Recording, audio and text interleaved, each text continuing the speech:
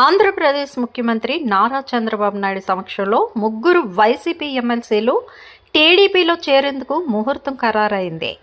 ఎమ్మెల్సీలు బల్లి కళ్యాణ్ చక్రవర్తి, కర్రి పద్మశ్రీ, మర్రి రాజశేఖర్ శుక్రవారం నాడు అమరావతిలో సీఎం చంద్రబాబు సమక్షంలో టీడీపీలో చేరనున్నారు. ఈ సందర్భంగా ఈ ముగ్గురికి సీఎం చంద్రబాబు కండువ కప్పి పార్టీలోకి ఆహ్వానించనున్నారు. అయితే ఈ ముగ్గురు ఎమ్మెల్సీలు ఇప్పటికే వైసీపీతో పాటు అనుభవిస్తున్న పదవులకు సైతం రాజీనామా చేశారు. కానీ వీరి ఎమ్మెల్సీ రాజీనామాలపై శాసనమండలి చైర్మన్ ఇంకా ఎటువంటి నిర్ణయం తీసుకోలేదు.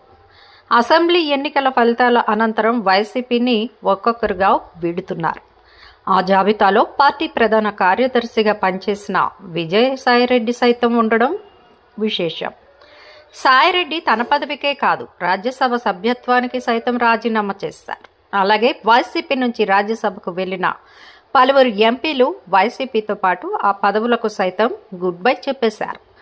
ఆ జాబితాలో తాజాగా ఈ ముగ్గురు ఎమ్మెల్సీలు చేరారు. మా వీడియోస్ కనుక మీకు నచ్చినట్లయితే లైక్ చేయండి, షేర్ చేయండి, సబ్స్క్రైబ్ చేయండి.